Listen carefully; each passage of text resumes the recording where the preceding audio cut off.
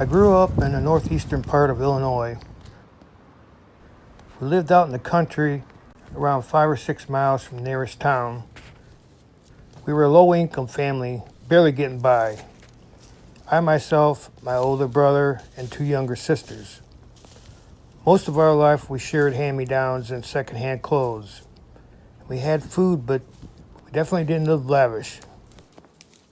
Lots of oatmeal and peanut butter sandwiches. Dad worked in a few factories in my earlier years. We lived on 20 acres of wooded area, and my grandfather purchased about 100 acres of farm ground. When my grandfather first purchased the property, my dad helped him farm with horses, because they didn't have enough money to buy a tractor.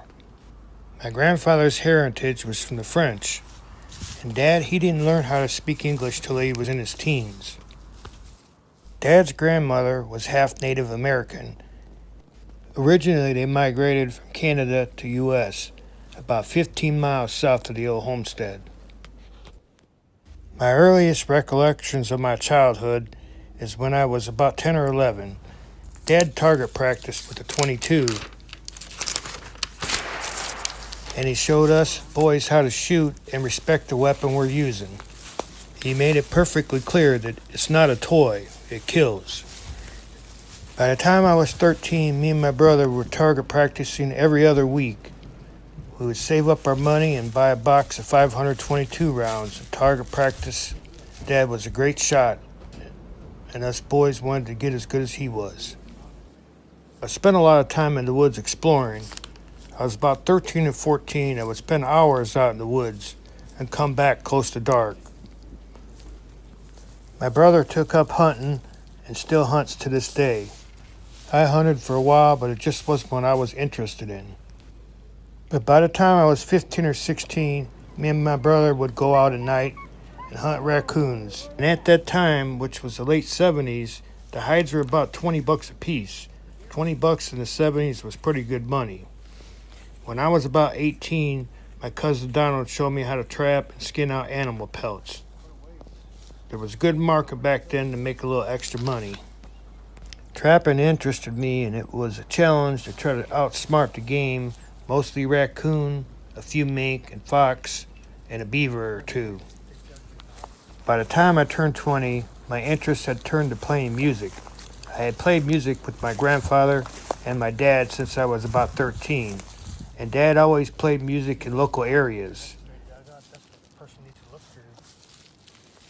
We're gonna have some fun tonight here at B&J Dixie Lane, St. Anne, Illinois.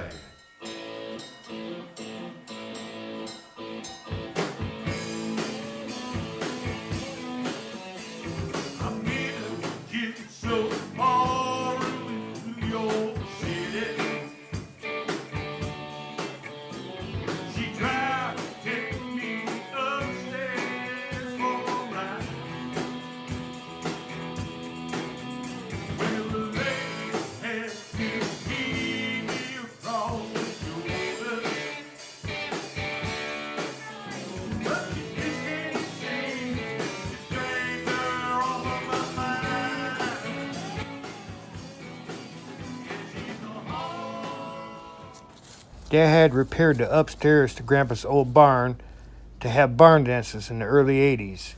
People would come and enjoy the festivities and bring a dish or something to drink. Us kids loved it, square dancing and lots of food and music.